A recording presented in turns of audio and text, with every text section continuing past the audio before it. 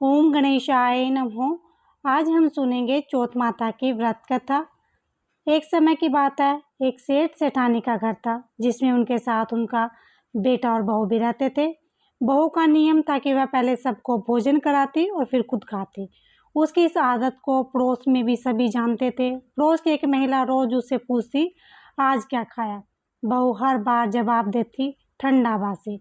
ये सुनकर एक दिन सेठ का बेटा सोच में पड़ गया। उसने तय किया कि घर में स्वादिष्ट पकवान बनाए जाएंगे और सब साथ में बैठकर खाएंगे। उसने ऐसा ही किया, लेकिन जब उस दिन भी पड़ोसन ने पूछा तो बहू ने वही जवाब दिया, ठंडा बासी।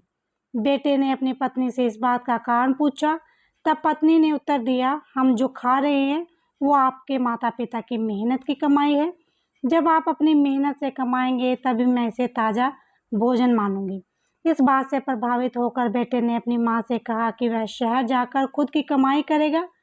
माँ ने समझाने की कोशिश की, घर में पर्याप्त धन है, लेकिन बेटे ने अपनी बात पर जोर देते हुए कहा, जब तक मैं अपनी मेहनत से न कमा लूं तब तक मैं संतुष्ट नहीं हो सकता।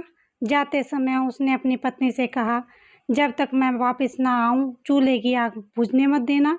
कुछ समय बाद घर में चूल्हे की आग बुझ गई। बहू को चिंता हुई कि कहीं वह कोई अशुभ संकेत तो नहीं। वह आग लेने पड़ोस में गई, जहाँ पड़ोसन चौथ माता का व्रत कर रही थी। बहू ने पूछा, आप ये व्रत क्यों करती हो? पड़ोसन ने बताया कि इस व्रत से धन धान्य और सुख समृद्धि की प्राप्ति होती है और मनोकामनाएं पूर्ण होती हैं।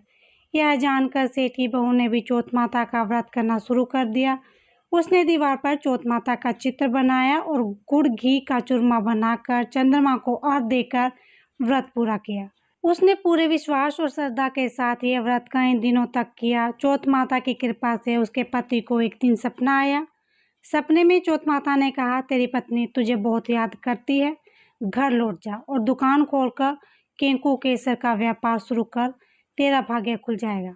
पति ने चौथ माता की बात मानी और उसने दुकान खोलकर मेहनत से धन कमाया।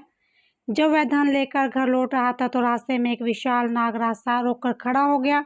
नाग ने कहा, तेरी आयु पूरी हो गई है, अब मैं तुझे डसूंगा। पति ने नाग से विनती की कि मुझे एक बार घर जाकर अपनी पत्नी से मिल लेने दो, मैं लौटकर जरूर आऊँगा। नाग ने वचन लेकर उसे जाने दिया। घर पहुंचकर पत्नी ने अपनी पत्नी को पूरी घटना बता दी। पत्नी ने उसे सतावना देते हुए कहा, चिंता मत करो, मैं एक उपाय करती हूँ।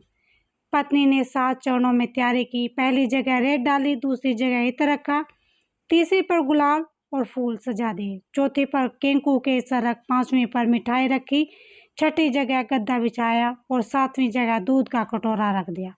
आधी रात को नाग आया, एक एक चरण पर रुकता गया, आखिरी कमरे तक पहुंचा।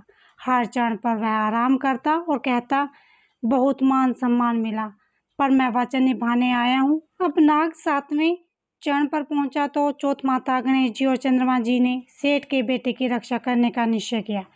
चंद्रमा ने उजाला किया, चौथ माता ढाल बनकर खड़ी हो गई और गणेश जी ने तलवार से नाग का अंत कर दिया। सुबह जब सबने यह दृश्य देखा तो हैरान हो गए। मरा हुआ नाग पास में तलवार और ढाल देखकर सबने समझा कि ये चौथ माता की कृपा का परिणाम है। पति पत्नी ने चौथ माता का आभार व्यक्त किया और दोनों सहपरिवार खुशी खुशी रहने लगे। जिस तरह से चौथ माता आपने सेठ के बहू की मनोकामनाएं पूर्ण की, वैसे ही सभी की करना। श्रद्धा भाव से जो भी इस व्रत का पालन करे, उन सभी की मनोकामनाएं पूर्ण करना। बोलो चौथ माता की जय।